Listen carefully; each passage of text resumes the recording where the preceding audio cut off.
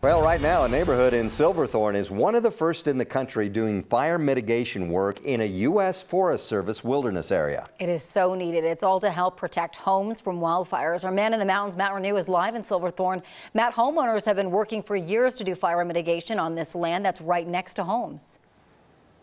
You're right, Corey and Gary. Good morning. It took a lot of planning. The Ruby Ranch neighborhood here in Silverthorne is right up against wilderness land. So homeowners were able to clear trees from their property, but then they had to stop at that wilderness boundary. The problem is that fires don't stop at those boundaries. So in a first of its kind program, crews have been clearing dead trees out of that wilderness land. And because it's wilderness land, they're doing it all by hand and not using power tools.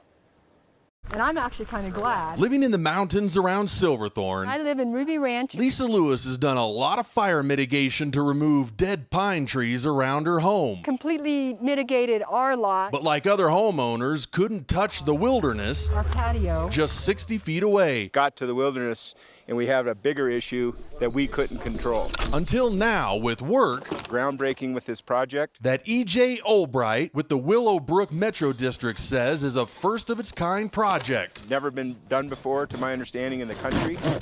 With crews using hand tools to remove dead pine trees in the wilderness that surrounds private property. Hardworking men out here with hand saws instead of chainsaws, which is what we usually do this work with. A project that took more than 3 years of environmental studies and planning, but only 6 weeks to mitigate. Project is 28 acres. But while it costs $500,000, We're going to see less intense fire behavior. Kat Gray with the Dillon Ranger District says it could save hundreds of millions of dollars worth of homes. The flame lengths, they're going to be 4 feet instead of 10 feet. Protecting houses like Lisa's. The unintended consequence is how untouched and beautiful the forest is. That she says now stands a shot at still standing if a wildfire ever starts here. I can sleep easy now.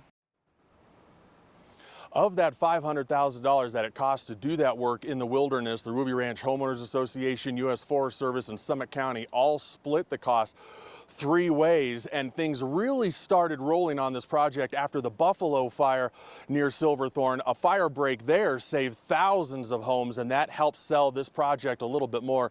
Corey and Gary, next up, there's a proposal in Vail to do a prescribed burn in wilderness there that's right next to some private property and homes. So we're starting to see more of this happen in wilderness areas, at least in limited scope, so that they can try to build these fire breaks. Yeah. Well, it makes a lot of sense, that's for sure. And you're wondering, as this becomes more popular to do this, if the federal government will allow chainsaws in there, it would be a lot more efficient, that's for sure.